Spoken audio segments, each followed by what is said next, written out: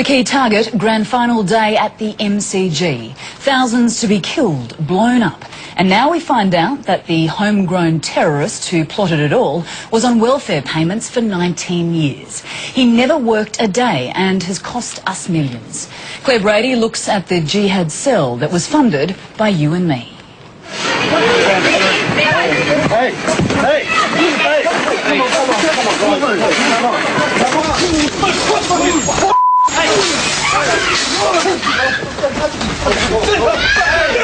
This is what they think of us, a law unto themselves outside Melbourne's courts.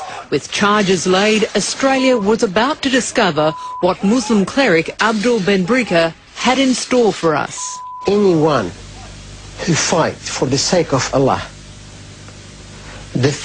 when he dies, the first drop of blood that comes from him out, all his sin will be forgiven.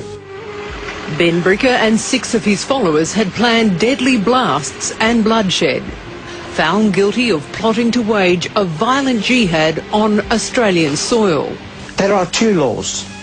There is an Australian law, there is an Islamic law.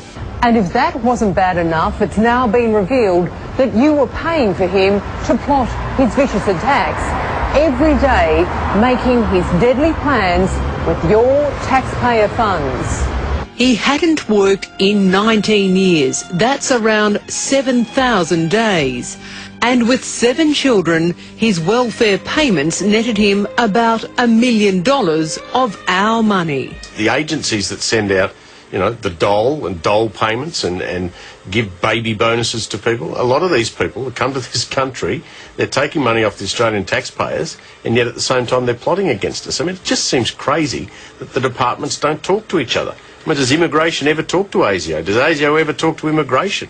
Is there not a list of these people and that overstay their visas? Radio broadcaster Steve Price let fly. I think the Australian government needs to get more serious about terrorism. They end up living off the Australian taxpayers, because that's what a lot of these people do.